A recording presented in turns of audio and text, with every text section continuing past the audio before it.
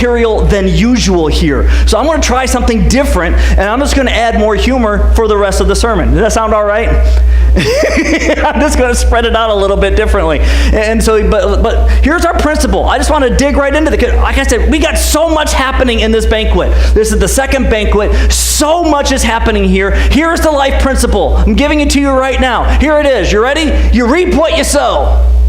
Okay, just plain and simple. There are consequences for your actions. You will reap what you sow. I don't know about you, but that sounds like it could almost be a Bible verse.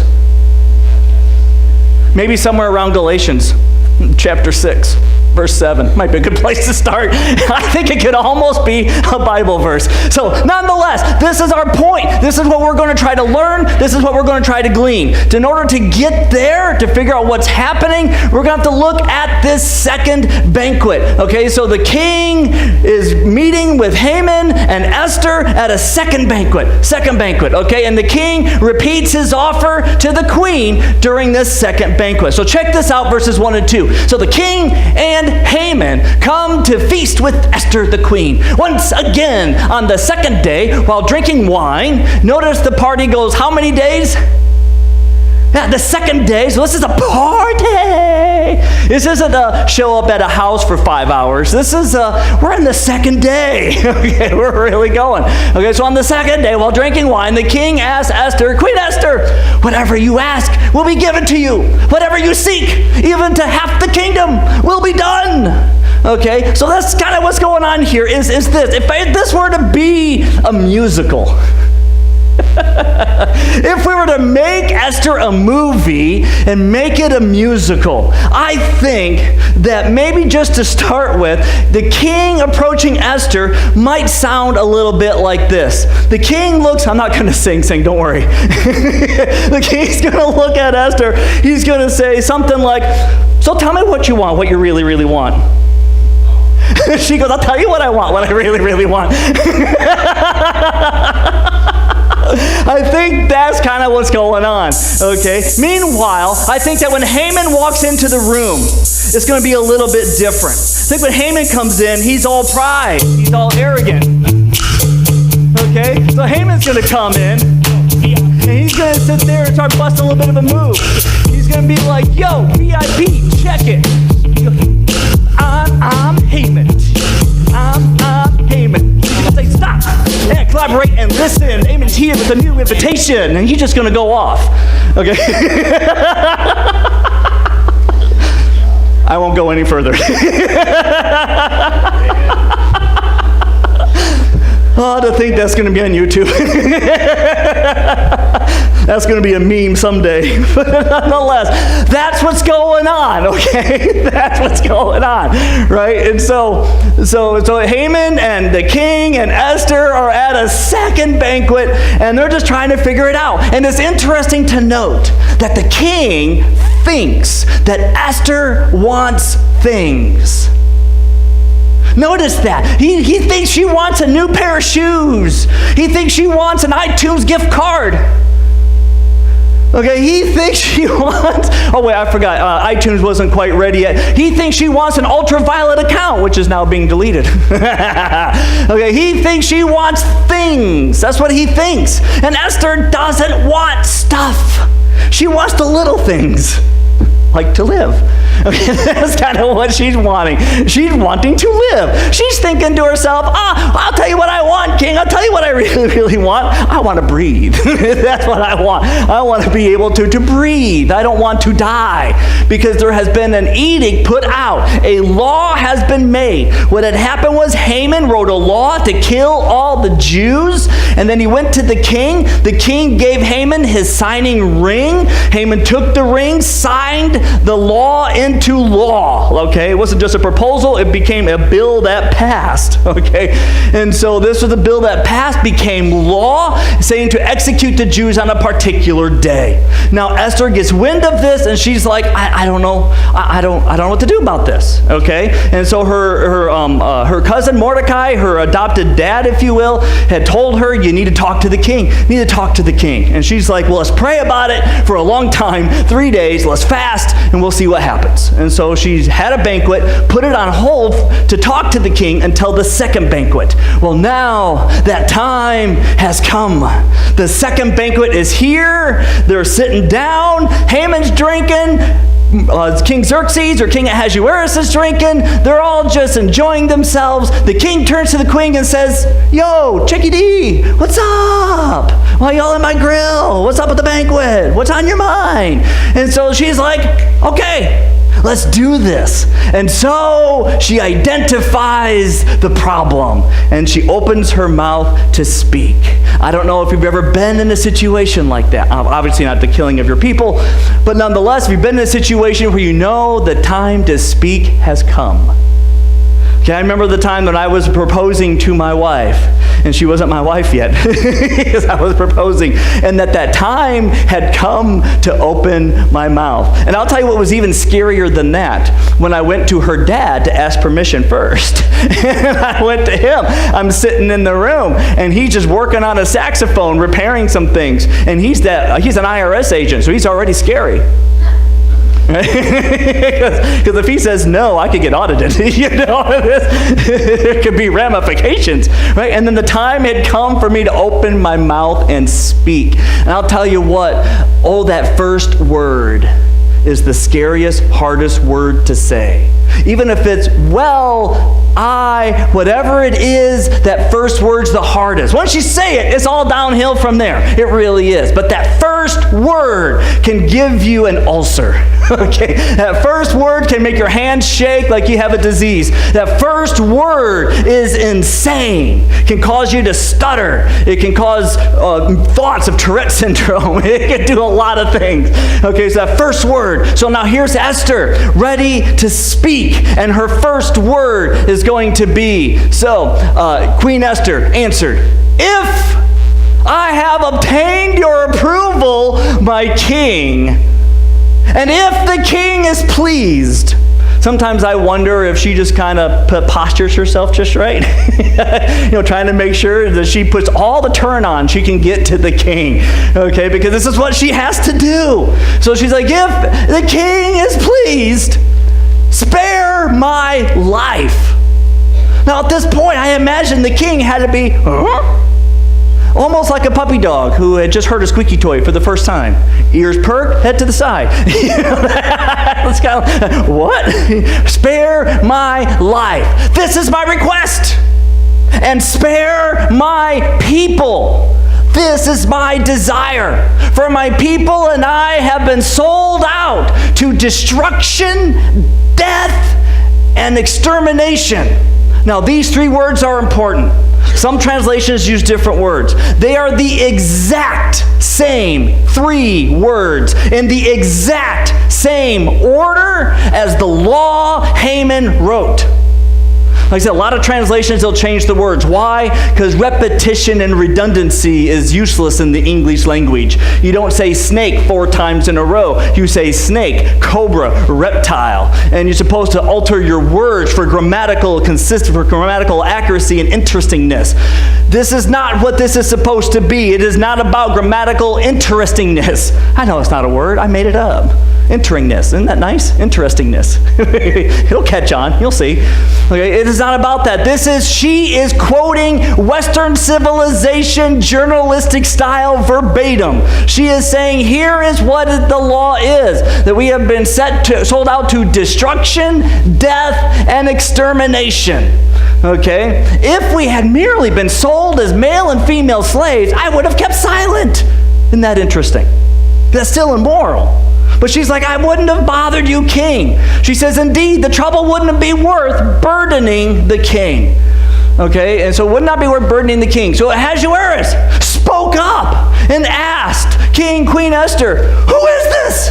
And where is the one who would devise such a scheme? Now, pause here. Did the king know what she was quoting? This is a question a lot of people have. Because one of two possibilities is the case here. Either he knew or he didn't. There you go, academic excellence for you. Here's how he might have known. Haman did give him the law, did say, here's this law, here's this problem, and the king gave Haman the ring to sign it into official law from the king. So the question becomes, did the king read it? If the king did read it, it is possible then that hearing these three words, it might trigger something in his mind, and he looks over at Haman with horror on his face, enraged if it's true, but brokenhearted if it's true, hoping it's not. If he doesn't know, it is because when he gave his ring to Haman, he never read it and didn't want to, didn't care to. Haman said there was a problem. The king said, what's the problem? What's the solution? Haman said, I got the answer. Just got to sign this into law. The king took off his ring, gave it to Haman. Very possible the king never read it. And so he is actually oblivious here at this point. And so he is asking. Either way is possible. Either way is possible. So he asks, who would do something like this? Who would dare have the chutzpah, in Jewish words, to go against my queenie like that? Who would have that type of guts to do that? And I wonder, what would Haman be like right now? Well, how would Haman responding? I picture he wouldn't have done a spit take because that would have admitted guilt. But I wonder if he's sitting there eating and drinking a little bit, maybe taking a bite, and she says these three words. And then he's like,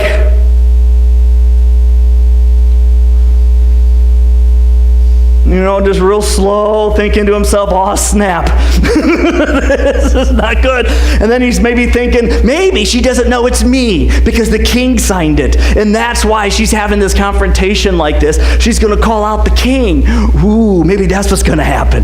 And so who knows what thoughts are going through Haman's mind at this point. But he's eating, he's drinking, maybe a little shake is beginning to happen. And he's having to be like, oh, this is scary. So the king's like, who did this? Who did this? And so Esther answered, the adversary. I love this word. Adversary in Hebrew is pronounced hasatan. What does that sound like to you? Satan. It is. The name Satan is a word that literally means adversary. And so there can be adversaries in your life that are not Satan himself. There can be adversaries in your life who are like little Satans. Many of us have that. But then there is the Satan. Okay, here is a little Satan. And that is Haman. And so she starts off with this great description. She goes, the adversary and enemy. I love how she separates him from the crew like that. The adversary and enemy is this evil. Oh, you love the descriptions. Is this evil Haman? It's at this point Haman does his spit take. It's at this point he's like, it's at this point he drops his fork. At this point he, coughs up something. It's at this point that Haman's like, oh, snap. Okay, it's at this point that the king's blood drains from his face. It's at this point that the king is feeling betrayed. It's at this point that the king has realized that his closest man, his right-hand man, his top in command Yahoo, is now the one trying to kill his queen? The betrayal, the audacity, the shock, the horror. Because now it's all rushing to the king. If he read the law, now it's confirmed. If he hadn't read the law, now he knows what the law states. He knows he's in trouble now. Because now, how do you undo a law he signed? See, in Persian rule, you can't remove it. You can't delete it. You can't unsign it. You can't pull it away. That's not how Persians work, because the Persian Empire views the king as a god. Therefore, the god sits on his high throne. This man god is someone who never makes mistakes, never makes errors, so he can't say oops either. And so now there's a problem. He signed a law to kill his queen and was tricked into it by Haman. Because Haman never said it was Jews that were to be looked after. He just said people. And the king, and Haman never said that the queen was part of the picture because, well, no one knew she was a Jew. Because she didn't act like one. She didn't dress like one. She didn't behave like one. She didn't follow the laws like one. So this is a surprise to everybody. Okay, this is a surprise to everybody. When she's like, and my people. This is when Haman realizes, oh my word, she's a covert Jew. This is where he says that famous movie line, funny, she didn't look Jewish.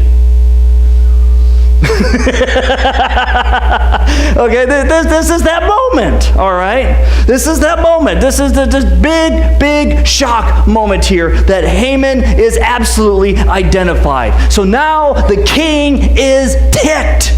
After all, how would you feel if someone put out a law to kill your spouse?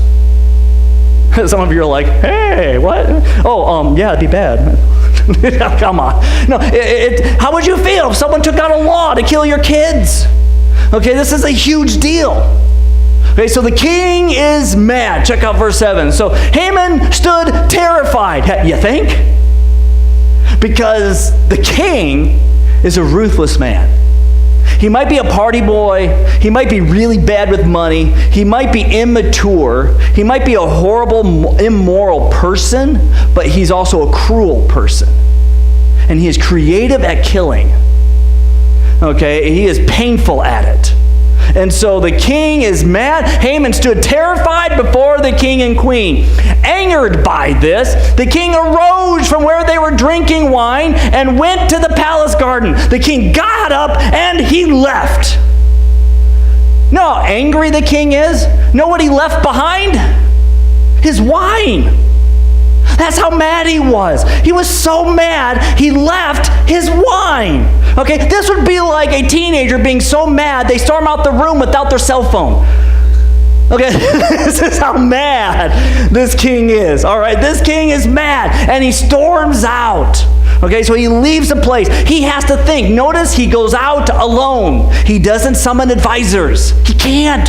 What is he going to tell them? I need your help dealing with this law. Really? What's the law? The law says to kill my queen. Really? Who signed that stupid thing?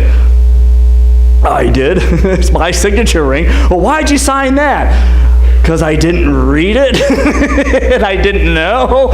You know, it just looks really bad. So he can't summon advisors like he always has done before. This one he has to do on his own. This problem he has to solve by himself. So he leaves out into the palace garden. Haman remained and begins to beg Queen Esther for his life because he realized the king was planning something terrible for him. Oh, you better believe it. Actually, probably not. I think he was planning on trying to figure out what to even have a plan of.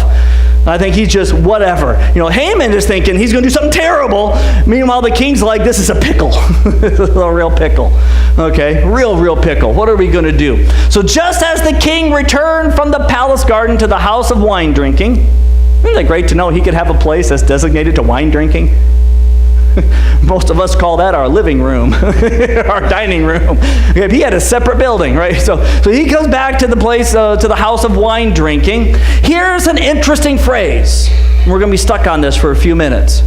Haman was falling on the couch where Esther was reclining. It's a really weird phrase. It's a really weird phrase. So when the king walks in, Haman is falling on her couch. And the king yells, the king exclaims, the king calls out, would he actually violate the queen while I am in the palace? Now it is said with such a command that without any additional words, the guards come in and arrest Haman. Check it out. As soon as the statement left the king's mouth, Haman's face was covered. So the guards come in, they have a cloth or a sack, they are covering his face, and they are getting him absolutely out of there. Okay, so this is a command where he is saying, ha ha, here we go. He is violating the queen, and Haman is arrested and has his face covered at that exact moment. Now, we have to figure out what on earth is happening. Because what we got here is a showdown of epic proportions. If this were happening today, this would be the new episode of Celebrity Deathmatch. Those jiggling, those laughing at this are the ones that watch MTV. This is the ultimate case of celebrity deathmatch of Xerxes versus Haman. Who's going to win in this ring? Answer, well, Xerxes. That's what's going to happen. Okay, but how is this going to happen? What is taking place? So there are various theories as far as what is happening when Haman is falling on the couch of Esther. Okay, so while the king is getting air, this is what is happening. That Haman is falling on the couch as he's pleading for his life to Queen Esther. Okay, so what does this phrase specifically mean and what is happening? I know it might seem inconsequential in the end of things, but it is important to understand what's going on. Okay, and so here's theory number one, that the Haman went to the queen and he is kissing her feet. That is theory number one. This is what is found in a lot of commentaries. A lot of commentaries have this view that that Haman is down there and he's kissing Esther's feet. Now, while this theory is entirely possible and there's nothing really wrong with this theory, there is something, however, inappropriate about it, and that is the word falling is used on the couch. Okay, if he were to be kissing Esther's feet, to touch the queen is an offense. And I think it would have said he manhandled the queen.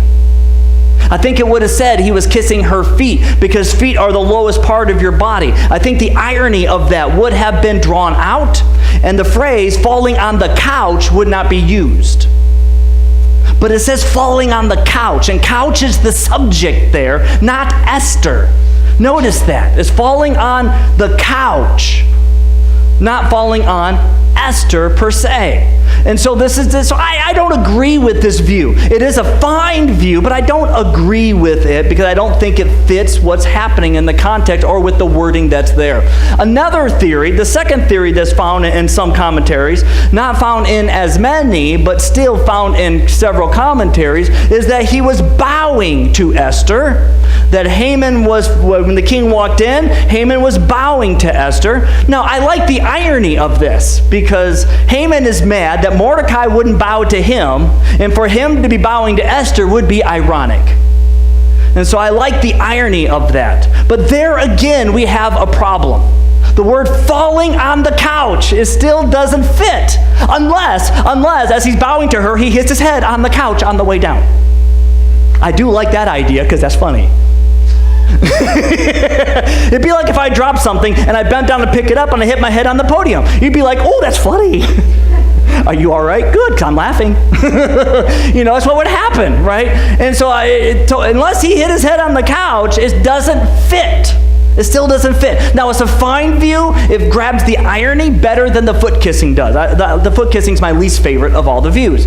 So I like this one better, but it still does not answer the problem. Plus, the king calls out, you are violating the queen. In order to violate the queen, you have to be within 7 steps of the queen. And you can bow more than 7 steps away.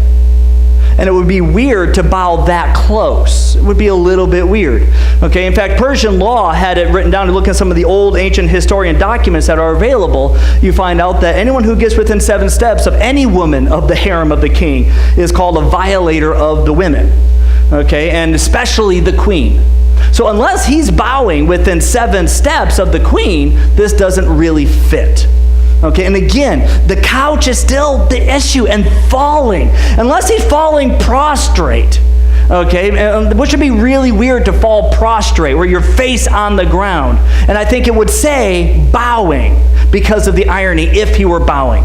So I don't buy this view either, per se. It's just, and again, people love this view, and that's fine. It's not like it's a sinful, heretical view. It's not. It's just, I don't buy it. It's just not where I plant my flag. I have a third type of view. And my third view that I like to plant my flag on is a view that is semi-influenced from ancient Jewish literature. Now, there are other ancient books that we have that were written during the time of the Old Testament, but are not the Bible. And there is Jewish literature talking about this historical event of Esther. Okay, and it talks about it. And one of the Jewish texts says that as Haman was approaching the queen to beg for his life, the angel Gabriel showed up and trips him. Now, I don't know if that's true or not, but that's funny. I like that. Where Haman's like, Esther, Esther, and then Gabriel goes, trip, and then he goes, ah, boom, and then falls on Esther's couch, which leads me in toward view number 3.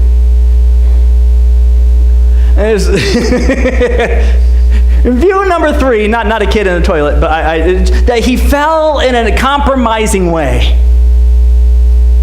Okay, that he fell in a compromising way. That he gets up and he stumbles, he trips, or there's an angel involved. Maybe the angel just gets down on all fours, and just kind of barrel rolls him. I don't know, but somehow he falls onto the couch where Esther is reclining. And maybe he falls physically on her, maybe it's simply over by her feet. Who knows what the case is? Either way, being on her couch where she is reclining means he is definitely within 7 steps. So I think, this is my view, that the king walks in, no answer. He doesn't know what to do. He doesn't know how to handle this. He just walks in because he can't leave them alone forever. So he walks in confused. Maybe he's praying to every god he could think of in every religion. Maybe he's pulling out like a dozen necklaces. I don't know. Maybe he's like, man, I'm at a loss. He walks in and sees an opportunity. And sees Haman laying on the couch of the queen. And he goes, yes! This is my way out. This is my technicality. This is my redemption. And he yells out, how dare you violate the queen? Do we seriously think that the king thought that Haman's like trying to get a quickie? No way. No way is that going on. No way is the king thinking, how dare you try to molest my wife? How dare you try to rape my queen? There's no way he's thinking that. He's yelling this out because it's the technical law that allows Haman to be killed without having to confront majorly the other law at this point in time. Okay, so this deals with the Haman problem oh so very nicely. Okay, so the king kills Haman on a technicality. Or has him arrest on a technicality. Okay, that's what's going on. Now again, the problem here is the word couch being because not every view is perfect. There's still the issue of couch. If he falls on the queen, why not mention the queen? Okay, so I still have a small problem with this view. I will note this to you, though. This is the 3rd time the word fall is used in the book of Esther concerning Haman. That's interesting. The first time was all the way back when Mordecai wasn't bowing, wasn't saluting like he was supposed to, and Haman takes lots, and he casts lots. Now, our English translations say that he cast lots or he threw lots. The word there is the exact same word that means falling. It technically should read, and Haman took the lots, and the lots were falling. Now, that doesn't make grammatical sense. So we changed that in our English to cast lots, even though the word literally means falling. Because that's the beginning of his ending of his fate. That's the beginning of that being sealed. That's the beginning of his downfall. The second time it's used is after he paraded Mordecai around the whole city, and he gets home all upset, and he tells his wife and his friends, man, I had to parade Mordecai. It was a horrible day. And then his wife says, your fall is certain.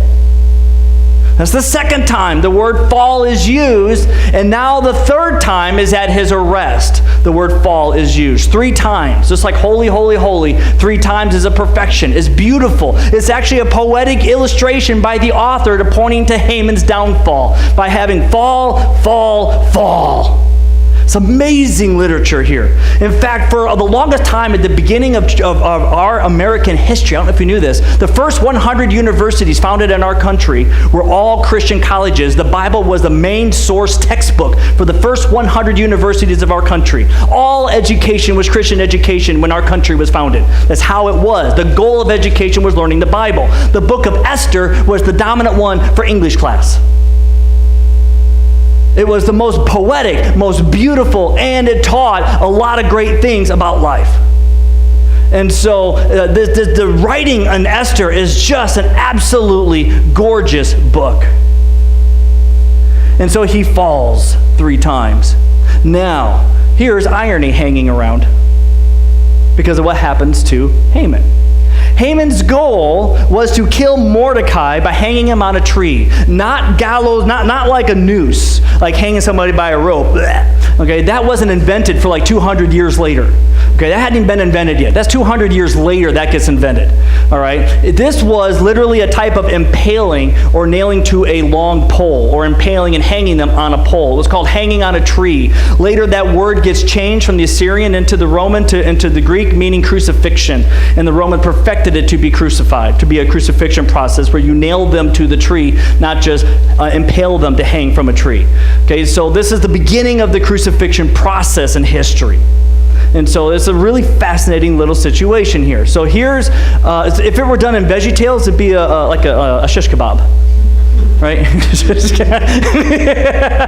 I got to thank our bass player for that one. He offered that joke to me, and I said, that's funnier than mine. I like it. I'm using it.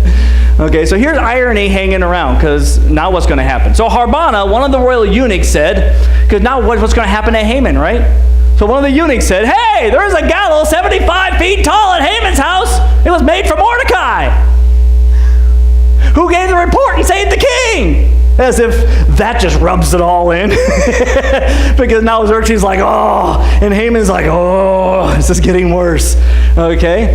And so the king commanded, hang him on it. Stick him like a pig. Here we go. Okay, so hang him on it. So they hang Haman on the gallows he had prepared for Mordecai. Then the king's anger was subsided.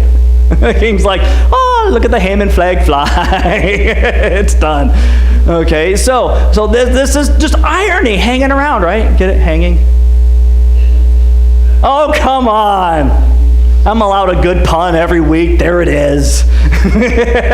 Told you, the shish kebab is funnier than mine. So, this is this dynamic. We're going to deal with the law next week. But first, having seen what has all happened here, having seen the development of these events, I want us to look at 2 particular points for us to be able to take home. Because when we're going to look at God's Word, we cannot just do the what, we have to also look at the so what. Okay, this is what is said. Now, what can we do with it? How does this teach us in everyday life? What can we take from this? And so the first point I wanted to point out happens to be something very, very important, and that is this. God is not mocked. Now, people might mock him, but in the end, God is not mocked. Okay, God absolutely is not mocked. In other words, your sin will be discovered, denounced, and dealt with. That will happen. Okay, your sin will be pointed out. You will have to answer to God for every choice, every lack of choice, everything that you've done in your life, every decision you have made. God is not mocked. Everything will come to a head at some point, and we cannot escape that. In the end, God's justice will reign with perfection and holiness. Jesus will set the record straight, and all actions will be dealt with. There are many verses about this. We have Proverbs chapter 26, verse 27. The one who digs a pit will fall into it. Whoever rolls a stone, it will come back on him. Okay? In other words, you do something, you will face the repercussions of it. Consequences will occur, good and bad, for every action that you do. and you will face those consequences in some form or another. Or maybe this verse, Proverbs 29:16, when the wicked increase and rebellion increases, but the righteous will see their downfall. In other words, we might say, why is there so much evil in this world? And why is God not intervening? What this is saying is, eventually, at some point, their downfall is certain. All wickedness will be dealt with, and the righteous will see it. Okay, this is a call for perseverance as well. That eventually, people will get their comeuppance. Why? Because God is not mocked. He does not forget. Things do not happen outside of his notice or awareness. He is very much aware to everything. Or Numbers chapter 12, or chapter 32, verse 23. Be sure your sin will catch up with you. I love that. That's very direct. Now, I know some of you might be going, whoa, that's old nice and fancy, Pastor. But them's Old Testament. But you have anything in the New Testament? Yes, I do. And I'm glad you asked. Thank you for that. Let's try Matthew chapter 26, verse 52. All who take up a sword will perish by a sword. This is spoken by Jesus to Peter, which means it's the red letters. You can always trust the red letters. Okay? And this is Jesus saying, hey, it's not anti-violence. It's not Jesus saying never go to war. It's him saying there are consequences to actions. So be careful what you choose. You go picking up a sword, you go seeking violence, violence is what you'll find. Expect it. You go looking for problems, problems is what you'll find. Expect it. Okay, there are consequences for your actions. Or we could even go to Paul's writing, like the book of, Galatians. Chapter 6, verse 7. It says, God is not mocked. Ooh. He told you, I wasn't lying. God is not mocked. Whatever a person sows, they will also reap. Okay, so this is a direct verse. I told you that our life principle today is a direct verse. It is a direct verse from Scripture. I want you to check this out and how this works. I'm going to play this very simple for you. You ready? I'm going to make this real palatable. Here we go. If you sow pumpkin seeds, what will you get when it's harvest time? Pumpkins. What do you not get?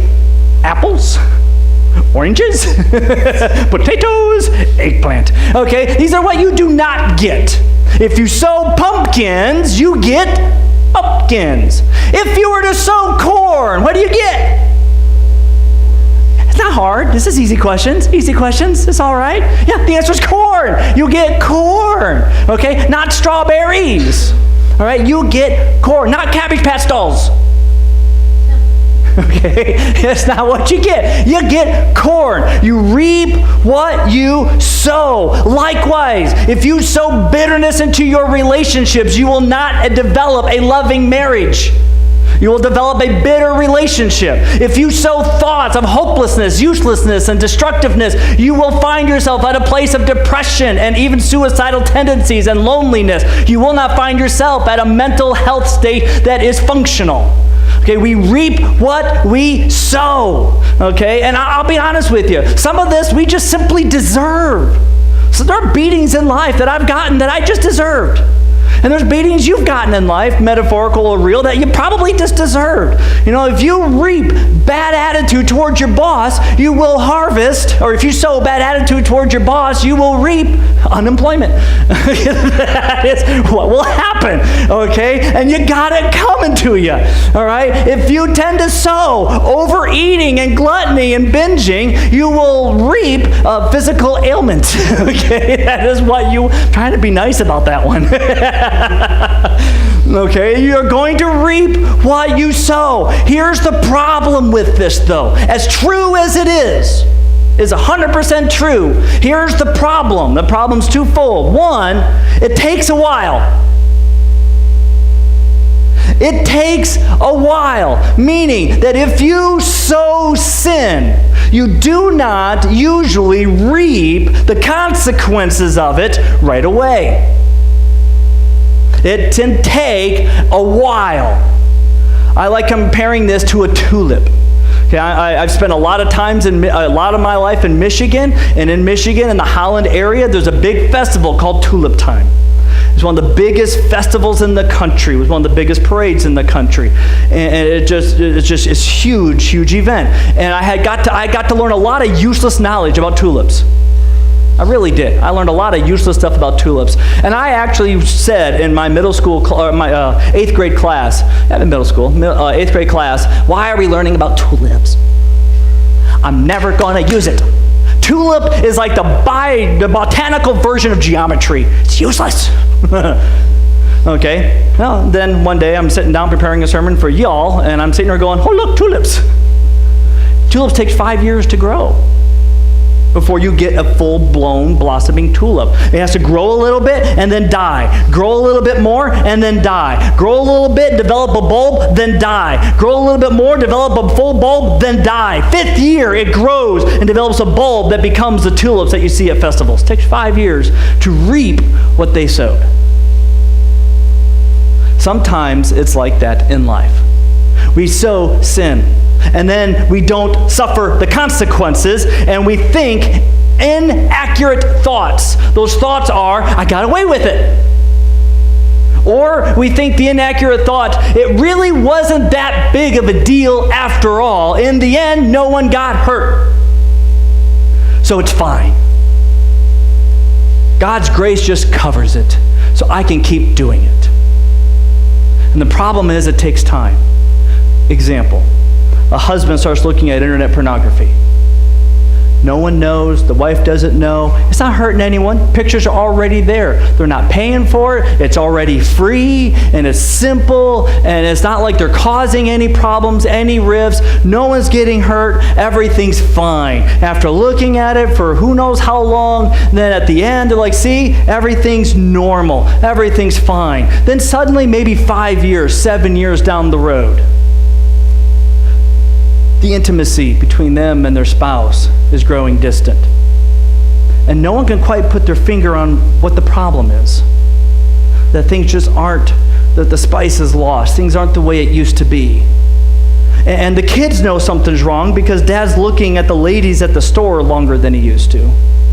But they can't quite put their finger on what the problem is. And then they go to counseling, and nothing seems to be working because that's not a topic that comes up. And then they begin wondering why their marriage is drifting apart. You know what the answer is? It's harvest time. They sowed for so long, so much sin, that now it's harvest time. That's what's happening. It's a serious issue. God is not mocked. Your sin has consequences. Time and time again. It absolutely has consequences. That's why Paul wrote right after verse 7, 2 verses later in verse 9, Galatians 6:9 says this, let us not give up doing good. We will see the benefits of the labor if we do not give up. Because the second problem is this, even when we sow righteousness, we do not get the benefits right away. It's the tulip again, but on the other side of the same coin.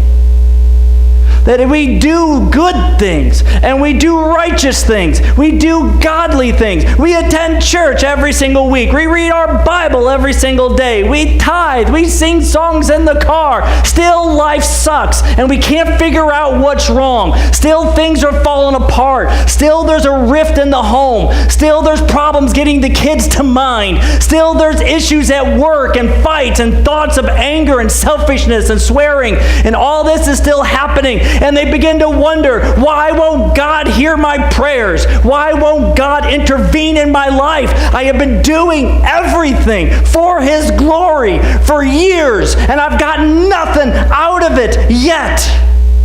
And the answer is, it's not harvest time yet. So keep on doing good.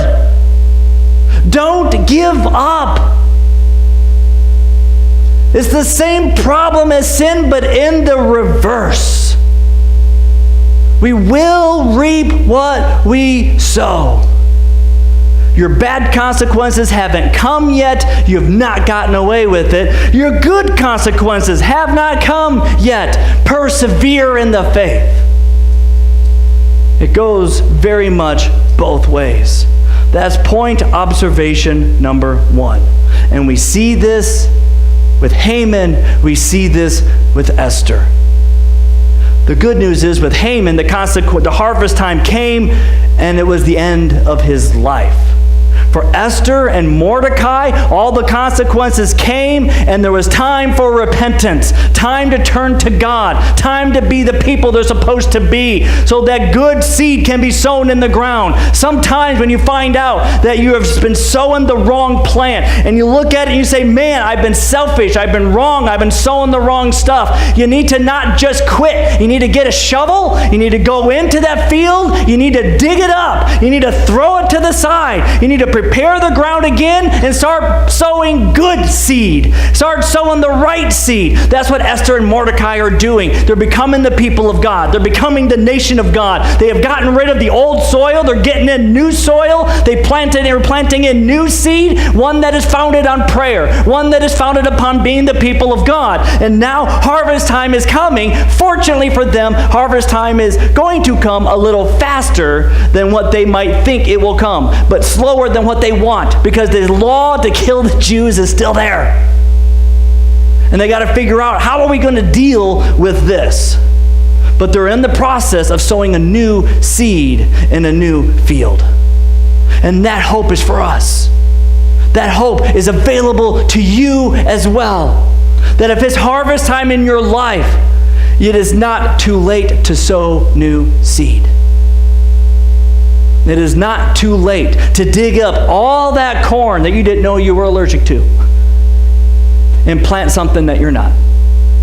Plant something better. Plant something more fruitful. It is not at all too late. And then comes the second point I want us to walk away with. And that is that Esther identifies with God's people. I love what she says to the king. The king says, so tell me what you want, what you really, really want, right? And then she says, I want my life spared, and I want my people spared. Not, I want my life spared and all the other Jews spared. That's not what she says. She says, my people. My people. Okay, she identifies with God's people. And let me just point out, this is hard for us. Because we think that our faith is our own private little faith that we live on our own, in our own house, behind our own walls, behind our own doors. And we don't like it when people talk. I will throw something that is a racial issue that's happening in our country that I hear a lot. Around here, I've heard it downtown Indianapolis, I hear it a lot. And that is people getting really upset when an African-American individual talks about slavery and says, my people. And then other people get really mad at them. And I've heard this. I've heard this in the church. I've heard it outside the church. They say, why are they talking about my people? You are not a slave. Your parents were not slaves. Those are not your people. And that's false. It is their people. It is their people. Just as much as when a Christian is killed overseas because of religious persecution, it is the death of our people. If a Christian is tortured in another country, how easy it is to feel bad only in that, I hope it doesn't happen here. But we need to be broken because our people are being slain across